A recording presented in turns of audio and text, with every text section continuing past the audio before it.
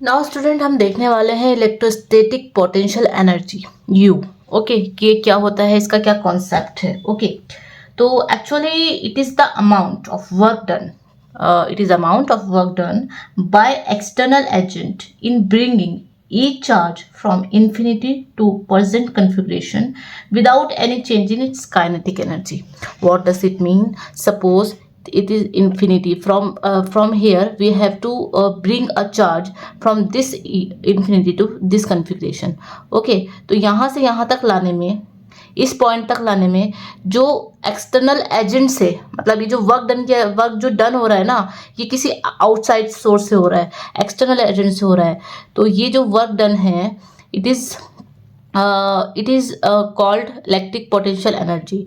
और ये वर्क इस तरीके से डन किया जाता है कि जो इसकी काइनेटिक एनर्जी है वो बिल्कुल चेंज नहीं होगी, दैट इज इसमें कोई एक्सेलरेशन नहीं होगा, मीन्स ये बहुत स्लोली प्रोसेस होगा। ओके, तो this is amount of work done by external agent in bringing a charge from infinity to the present configuration.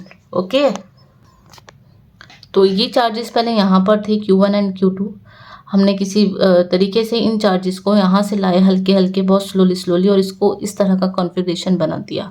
ठीक है, इसकी वैल्यू होती है U is equal to K Q1 Q2 upon R। Okay students, and यहाँ पर एक ध्यान देने वाली चीज़ ये है कि जो इलेक्ट्रोस्टैटिक पोटेंशियल एनर्जी होती है वो किसी सिस्टम के लिए डिफाइन होती है जिसमें दो या दो से ज़्यादा चार्जेस होते हैं। सिंगल चार्ज के लिए इसकी ये क्या होती है, potential energy for single charge क्या होगी, इट वुड बी 0। ओके, तो दो या दो से ज़्यादा चार्जेस के लिए ही पोटेंशियल एनर्जी को हमें फाइंड आउट करना है। ओके, और यहाँ पे एक बात और ध्यान देना कि जब हमने क्वेश्चन किए थे कूलम्ब्स लॉ में तो वहाँ पर साइन का कॉन्सेप्ट नहीं था, लेकिन यहाँ पर क्योंकि हम वहाँ से यूनिट वेक्टर से हम उसकी डायरेक्शन निकाल रहे थे। डायरेक्शन ही तो हेल्प होती है ना, कि जब चार्ज जो साइन होता है, साइन से हमें क्या पता चलता है, डायरेक्शन पता चलती है ना, कि अगर यहाँ पर नेगेटिव चार्ज है तो इलेक्ट्रिक फील्ड लाइन उसके इनवर्ट डायरेक्शन में होगी, पॉजिटिव है तो आउटवर्ड होगी। लेकिन चूंकि यहाँ पर साइन के साथ इसको रखना है क्योंकि यहाँ पर यूनिट वेक्टर का कॉन्सेप्ट नहीं है, क्योंकि पोटेंशियल एनर्जी स्केलर क्वांटिटी होती है। Okay, and we can write it as del U is equal to U B minus U A. Suppose कीजिए कि ये वाला पॉइंट ए है और ये बी है, this point is a, and हम कौन सा पॉइंट पर लाए हैं यहाँ पर, और इसमें डिस्टेंस कुछ कवर किया है। ठीक है, ये हमारा टेस्ट चार्ज है and this is our source charge। ठीक है, तो जो पोटेंशियल एनर्जी आएगी वो यू बी माइनस यू आएगी, और इसको हम कह सकते हैं it would be equal to work done. Okay, and we can write it like this, W A B is equal to integration of A to B and F external, force external है क्योंकि, and distance D R. Okay, and we can say that, अगर हमने इसको, and it would be negative. Okay, A to B F external dot D R. Okay student, this is final formula. तो numerical में आपको ये वाला formula भी निकालना पड़ सकता है और आपको ये भी यूज़ करना पड़ सकता है, तो आपको दोनों चीज़ें पता होनी चाहिए। And one more thing is here that जो वर्क किया जाता है इलेक्ट्रोस्टैटिक फील्ड से कि किसी चार्ज को मूव करने में, वो जो डिपेंड करता है वर्क, वो only final and initial position पे डिपेंड करता है, वो पाथ पे डिपेंड नहीं करता है। चाहे तो आप इस तरीके से ले आइए, चाहे ऐसे ले आइए, चाहे स्ट्रेट ले आइए, इससे कोई फर्क नहीं पड़ता है। It depends only on the final and initial position. And जो एक्चुअल वैल्यू होती है पोटेंशियल एनर्जी की किसी पॉइंट पे, वो रिलेवेंट नहीं है। हमारे लिए इंपॉर्टेंट क्या है, डिफरेंस ऑफ पोटेंशियल एनर्जी। ठीक है, तो इसका मतलब ये है कि फ्रीडम होती है चूज करने में कि हम कहाँ पर पोटेंशियल एनर्जी को जीरो कर रहे हैं। ठीक है, there is a freedom in choosing the point where potential energy is zero. For a charge distribution of finite extent, we choose zero electrostatic potential energy at infinity. तो जब हम ऐसा करेंगे then we will get infinity पर जब हमने zero लिया infinity to b point पे ला रहे हैं तो ये क्या होगा u b minus u infinity. बाद वाला पहले लिखते हैं final minus initial and it would be equal to ये यहाँ पर जब हमने इस पे जीरो लिया है ठीक है तो ये होगा U B.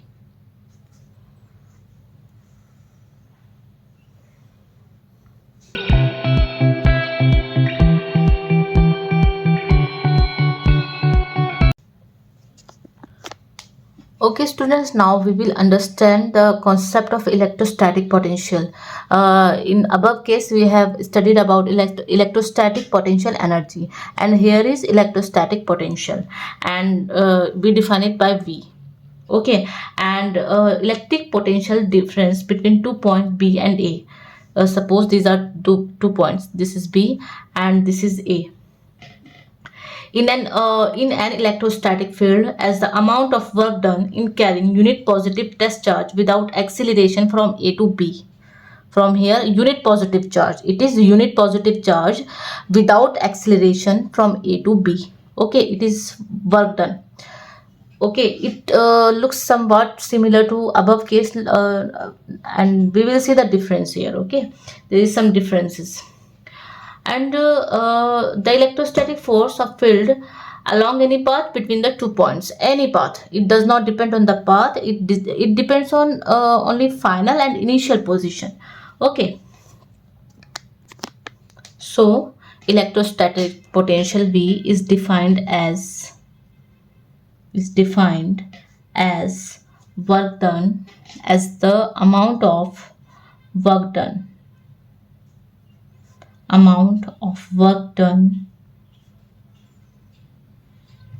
in carrying unit positive or we can say test charge without acceleration. Okay, that is kinetic energy would not change without acceleration from A point to B along any path. Okay, along any path between A and B. Okay, so see difference in both the cases. Here we are bringing only a unit test positive charge, and in above case we were bringing a configuration there would be acting 2 or more charges, but here only a test positive charge, only unit positive charge. Okay, so it is only the difference in this case. So it is independent of path. We can bring it by any path, and it only depends on initial and final position, and we can write it like UB minus UA. In above case it was UB minus U final minus U initial.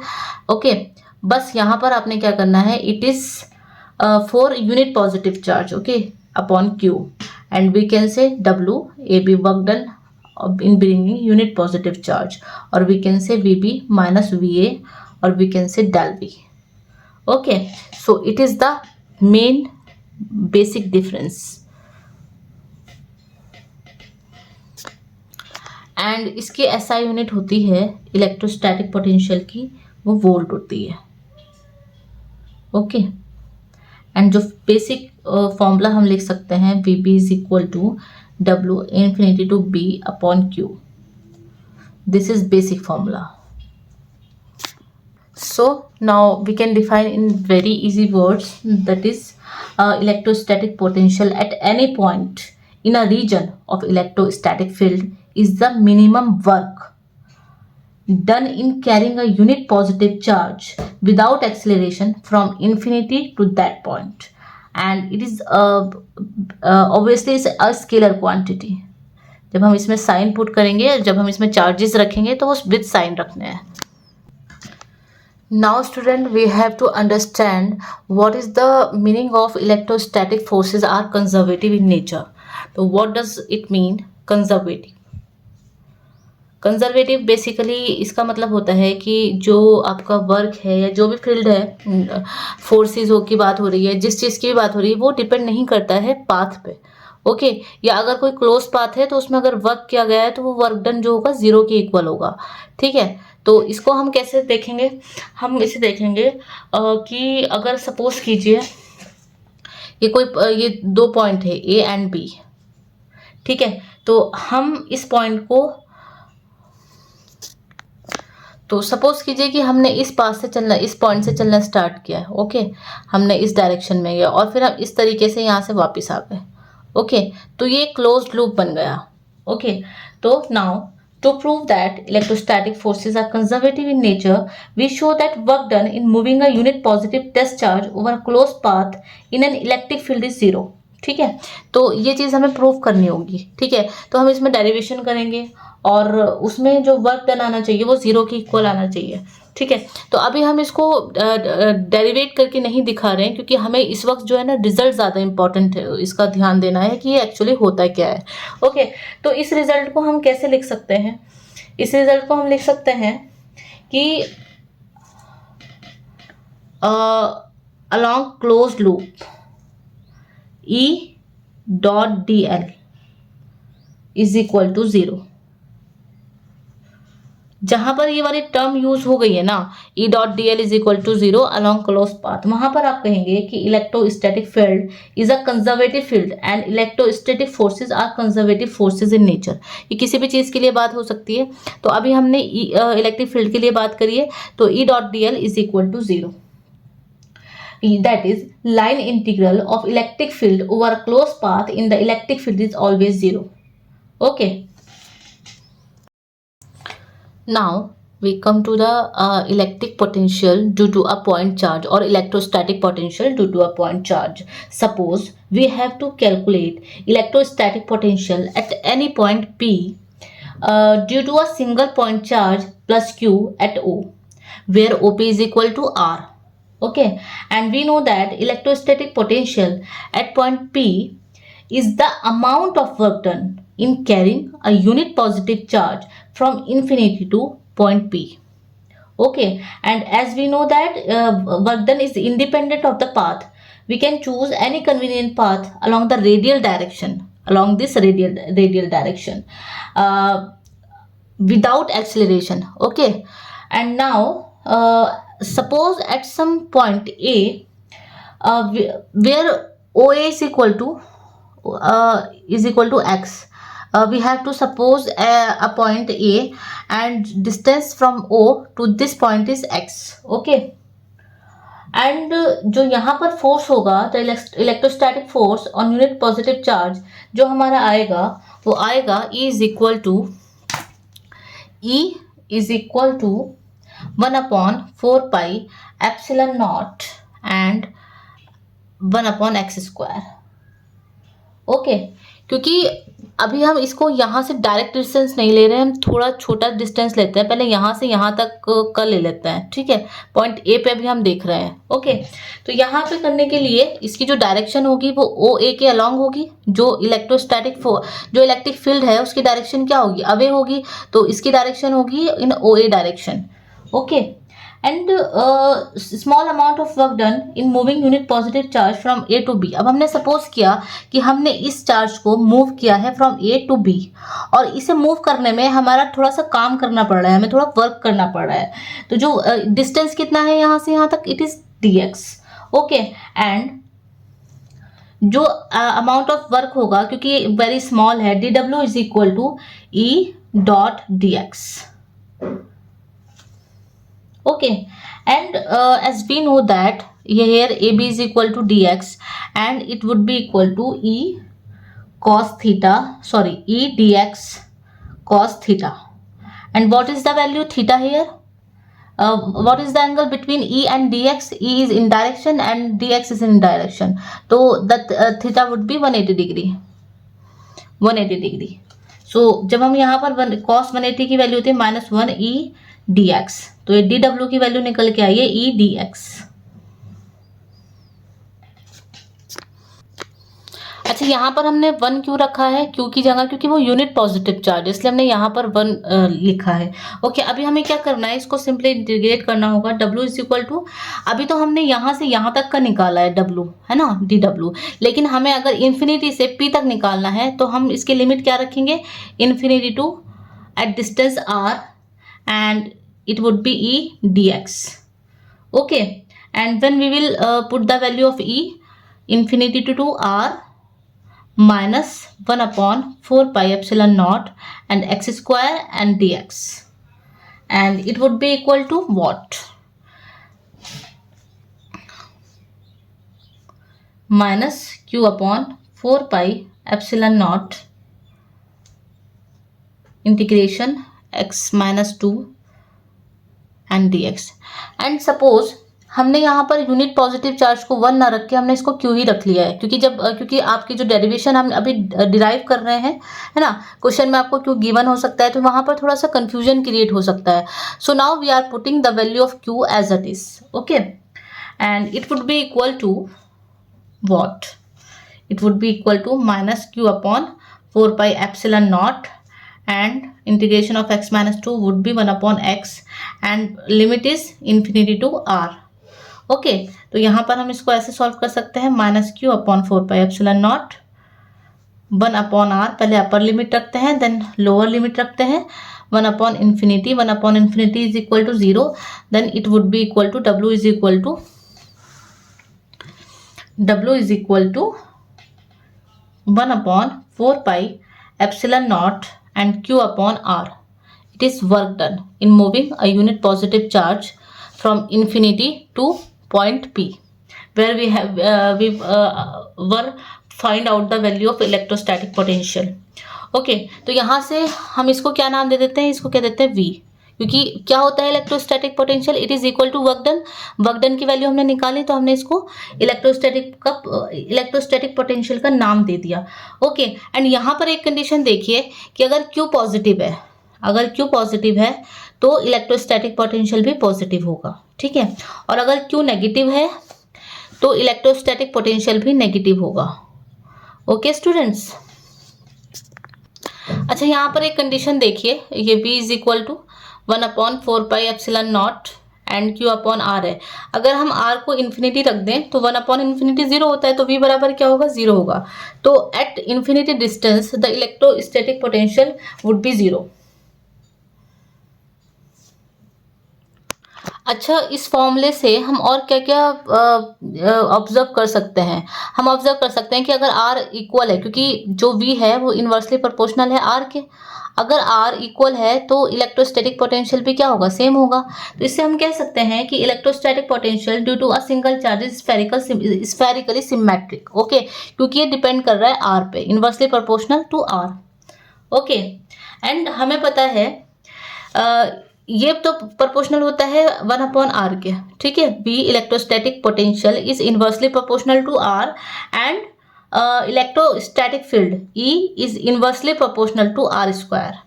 Okay students, तो अगर हम इसमें इनके दोनों के बीच में graph बनाएं तो देखिए हमें कैसे ग्राफ मिलने वाला है। देखिए ई किसके प्रोपोर्शनल है, आर स्क्वायर के, तो इसका तो ग्राफ कुछ ऐसा होगा। थोड़ा ग्राफ मतलब शेप उतनी परफेक्ट नहीं हो, मतलब थोड़ा हो सकता है इम्परफेक्शन हो, लेकिन आप सिर्फ यहाँ कॉन्सेप्ट समझिए, क्योंकि it is proportional to 1 upon R square, ठीक है। ये ग्राफ किस किस चीज़ में है, ई एंड वी में हम निकाल रहे हैं। पहले हमने ई एंड आर में निकाला है, ठीक है, और अगर हम वी एंड आर में निकालेंगे तो ग्राफ कैसा होगा वो देख लेते हैं। वी एंड आर में तो चूंकि ये किसके प्रोपोर्शनल है, आर के, 1 अपॉन आर के, तो इसका थोड़ा सा जो स्लोप होगा वो थोड़ा कम ऐसे होने वाला है, ठीक है। तो ये है v proportional to 1 upon are.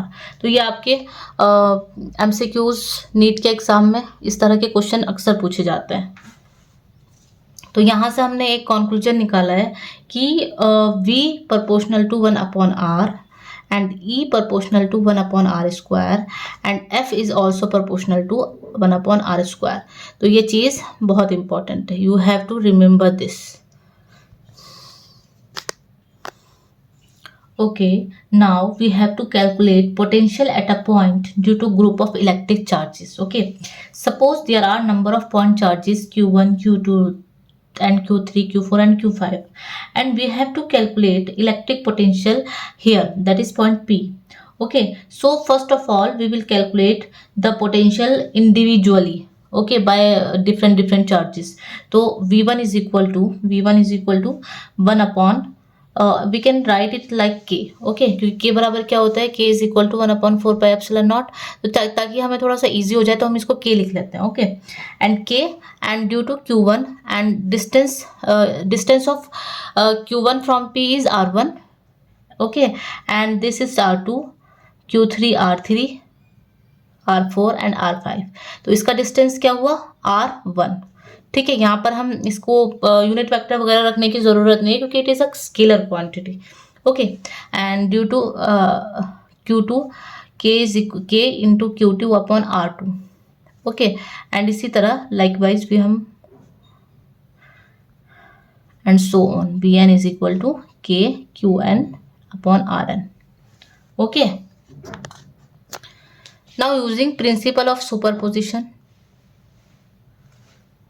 Principal of superposition क्या होता है? प्रिंसिपल ऑफ सुपरपोजिशन हमने लास्ट चैप्टर में इसको देखा था. Total charge configuration is the algebraic sum of the potentials due to individual charges. Okay, तो सभी जो टोटल होगा वो इन सभी का अलजेब्रिक सम होगा, v1 plus v2 plus v3 and so on up to vn. और वी कैन राइट इट, या तो इसको डायरेक्टली आप लिख लीजिएगा लंबा करके, या फिर हम इसको समेशन लगा देते हैं K and summation N is equal to I is equal to 1 to I is equal to N. Okay, Q I upon R I, मतलब ith चार्ज का जो डिस्टेंस होगा वो ith आर होगा. ओके, तो v is equal to this.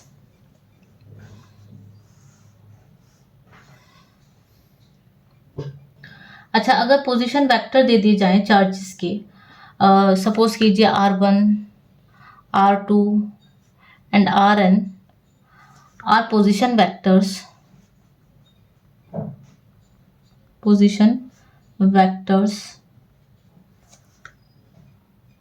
Of charges q1, q2 and so on qn. Then electrostatic potential इस P point पे क्या होगा, इस पी पॉइंट का जो डिस्टेंस, मतलब हम सपोज कर लेते हैं कि जो ओरिजिन है उससे इसका जो पोजीशन वेक्टर है वो आर ओ नॉट है. ठीक है, सॉरी आर ओ है, उसे आर ओ बोल सकते हैं या आर नॉट बोल सकते हैं. तो इस केस में v इज इक्वल टू होगा, v is equal to K summation i is equal to 1 to i is equal to n and it is equal to Q I upon R O minus RI. Okay student, तो you have to apply this formula directly in case of multiple charges. अच्छा, एक और case है कि अगर हमें electric potential निकालना है due to a continuous charge distribution. Suppose कि हमें वॉल्यूम चार्ज डेंसिटी गिवन है, तो हम क्या करते हैं कि पूरे वॉल्यूम को हम बहुत सारे स्मॉल वॉल्यूम एलिमेंट में कन्वर्ट करते हैं. ठीक है, जिसका साइज हम डेल भी रख लेते हैं. ठीक है, डेल भी, क्योंकि स्मॉल वॉल्यूम एलिमेंट है. और इसको चार्ज की जगह हम क्या रखते हैं, ये होता है rho is equal to del q over del B. ठीक है, तो यहाँ पर चार्ज की जगह हम रखेंगे रो del B.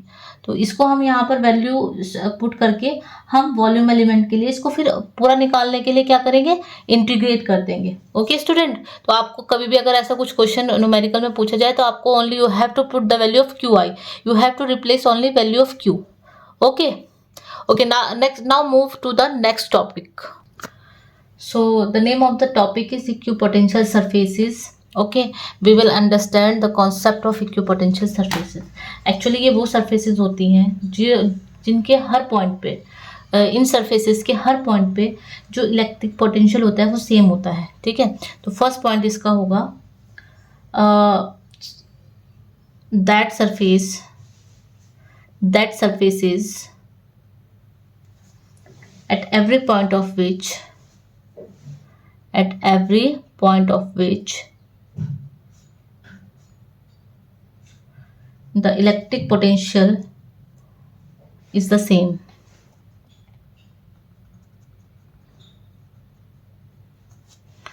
Potential is the same. Okay student, suppose कीजिए कोई सरफेस है, ठीक है। तो अगर ये इक्विपोटेंशियल सरफेस है तो यहाँ पर हर पॉइंट पे इलेक्ट्रिक पोटेंशियल सेम होगा, ठीक है। एंड सेकेंड पॉइंट होगा इसका, no work is done in moving the test charge from one point to another of equipotential surfaces, ठीक है। यानी कि अगर मान लीजिए हमारा एक चार्ज यहाँ पर रखा है, ठीक है, ये प्लस क्यू रखा है यहाँ पर, और इसको इस पॉइंट से लेके हमें यहाँ पर लाना है, ए से बी पोजीशन पे लाना है यहाँ पर। तो इसमें जो वर्क किया जाएगा वो जीरो होगा, ठीक है। W A B would be equal to zero, और डब्ल्यू ए बी क्या होता है, final minus initial V B minus V A. तो जब ये जीरो हो जाएगा, V B minus V A is equal to zero, that is V B is equal to V A. यानी कि यहाँ से हमने देखा कि पोटेंशियल सेम आया है, ओके। एंड एक और इम्पॉर्टेंट बात होती है, जो इलेक्ट्रिक फील्ड इंटेंसिटी होती है, इलेक्ट्रिक फील्ड इंटेंसिटी ई, वो हमेशा नॉर्मल होती है to the equipotential surfaces. Suppose ये सरफेस है तो जो इस पे इलेक्ट्रिक फील्ड इंटेंसिटी होगी ना वो हमेशा नॉर्मल होगी, मतलब जो एंगल बनेगा वो 90 डिग्री का बनेगा, ऐसे नहीं होगी किसी और एंगल पे नहीं होगी, ठीक है। तो for any configuration equipotential surface through a point is normal to the electric field at that point, okay. देखते हैं कैसे। सपोज कीजिए कि हमने ये लेंथ है इसका एक स्मॉल एलिमेंट लिया है dl, ओके। तो क्या होगा, हमने सपोज किया कि ये dl है, यहाँ से यहाँ तक जो हम पॉइंट को लेके गए dl है। तो हम इस पे देखते हैं dw क्या होता है, dw is equal to e dot dl, okay, and it is equal to e dl cos theta. Theta अगर हम यहाँ पर जीरो रख देते हैं, cos थीटा, सॉरी, हमने देखा कि dw क्या है, जीरो, वर्क डन जीरो होता है, तो हम यहाँ इसको जीरो के इक्वल रख देते हैं। जब हमने इसको जीरो के इक्वल रखा, अब देखिए या तो ये जीरो होगा या ये जीरो होगा, ये तो जीरो नहीं हो सकता। तो यहाँ पर क्या हुआ कि cos theta is equal to zero, cos theta zero, and जब cos थीटा 0 डिग्री है तो थीटा बराबर क्या होगा, 90 डिग्री, ओके। तो इसका मतलब हुआ कि always E is perpendicular to dl, length के या सरफेस के जो भी है वो देखना पड़ता है। अच्छा, यहाँ पर नेक्स्ट पॉइंट देखिए, v इज इक्वल टू क्या होता है, v is equal to 1/4 pi epsilon naught and q upon r, यानी कि v प्रोपोर्शनल टू 1/r, ठीक है। तो अगर r कांस्टेंट है और हमने सरफेस को ड्रॉ करना है तो क्या होगा, ये कॉन्सेंट्रिक सर्किल्स हमें मिलेंगे इक्विपोटेंशियल सरफेसेस के, where radius is constant, from here distance is same, from here distance is same, okay. That means equipotential surfaces of a single point charge are concentric spherical surfaces centered at the charge. Here is charge, okay. Now students, let's understand what is the relation between electric field intensity and electric potential. As we know that E is equal to minus dV over dr होता है, okay. अगर different direction में हमने निकालना है तो E x is equal to minus del V over del x, and इसी तरीके से हम इसको निकाल देंगे। इसका मतलब ये हुआ कि जो इलेक्ट्रिक फील्ड इंटेंसिटी होती है is in the direction of decreasing potential. किस चीज़ का मतलब हुआ, इस नेगेटिव साइन का। दिस नेगेटिव साइन शोज कि जो इलेक्ट्रिक फील्ड इंटेंसिटी की डायरेक्शन होगी वो जहाँ पे डिक्रीज हो रहा है इलेक्ट्रिक पोटेंशियल वो वाली डायरेक्शन होगी, ओके। और यहाँ पर अभी हमने देखना है पोटेंशियल ग्रेडियंट क्या होता है। तो इसमें हम देखते हैं कि जो मैग्नीट्यूड होता है इलेक्ट्रिक फील्ड का वो is equal to negative of magnitude of electric potential over D R, ठीक है। ये होता है नेगेटिव पोटेंशियल ग्रेडियंट, और इसको हम ऐसे लिख सकते हैं, it is defined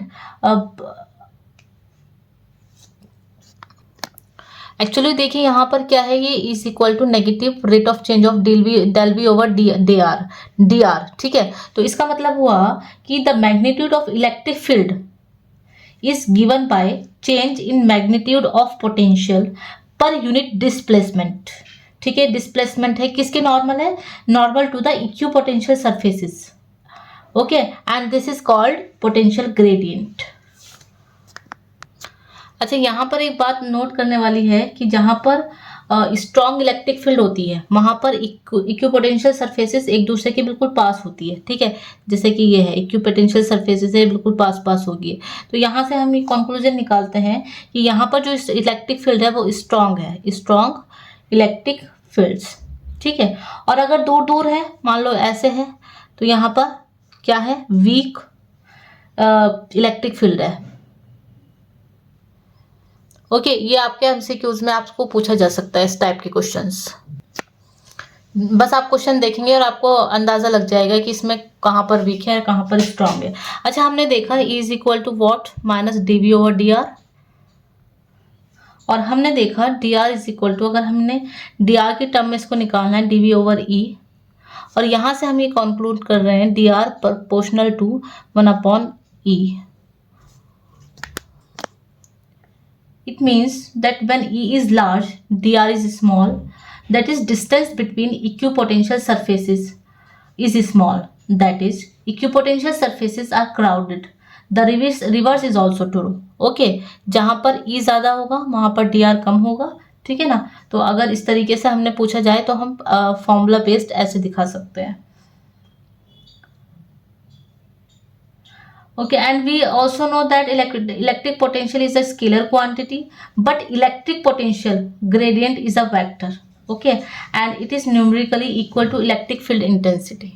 okay students, मतलब ये तो हमारा dV क्या है, ये स्केलर क्वांटिटी है, बट अगर इलेक्ट्रिक फील्ड इंटेंसिटी को देखें तो ये क्या होगा, एक वेक्टर क्वांटिटी होगा, ओके।